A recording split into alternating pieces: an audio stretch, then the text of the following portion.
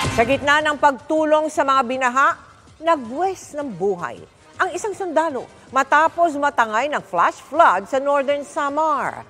Ang naulila niyang pamilya umaapilan ng tulong. Nakatuto si Mariz Umani. Kuha ito sa retrieval operations ng labi ng 34 anyos sa si Corporal Jerry Palacio ng 43rd Infantry Battalion ng Philippine Army. Alas 8 ng umaga nitong January 11. Pahirapan dahil sa tindi pa rin ng agos ng Mau River sa gitna ng masamang panahon.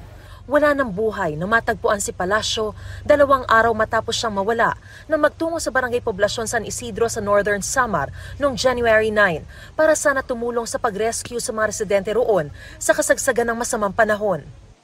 While the course nung pagpunta nila doon sa area, yun na nga, nakamotor kasi sila and unfortunately, ang nangyari is may flash flood na nadaanan sila ng malakas na flash flood then natangay nga sila. Nakaligtas daw noon ang kasama niya pero nang hinahanap at tinatawag na siya nito ay hindi na siya mahagilap sa tindi ng ragasan ng baha. Nalungkot, naawa, nagsiyakan. So, sinabi ko nga yun sa kanya. Na ano po? Na huwag ka na muna mag-report. Sabi man niya, hindi daw pwede. Napakabait niya sa amin. Alagang-alaga niya. Responsable po siya sa amin. Hindi niya po niya kami pinababayaan. 3 anak na edad 10, 6 at 4 ang naulila ni Corporal Palacio. Kaya lalong naghihinagpis ang kanyang misis na si Anami. Pero ang tangi na lang daw niyang pinangahawakan ngayon.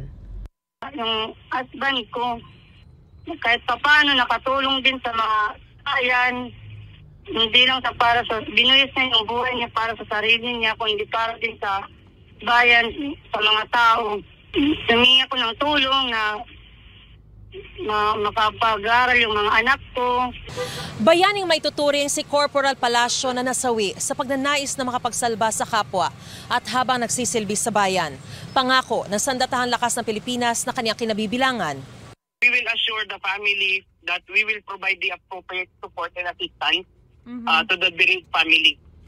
Para sa GMA Integrated News, Mariz Umali, nakatutok, 24 oras.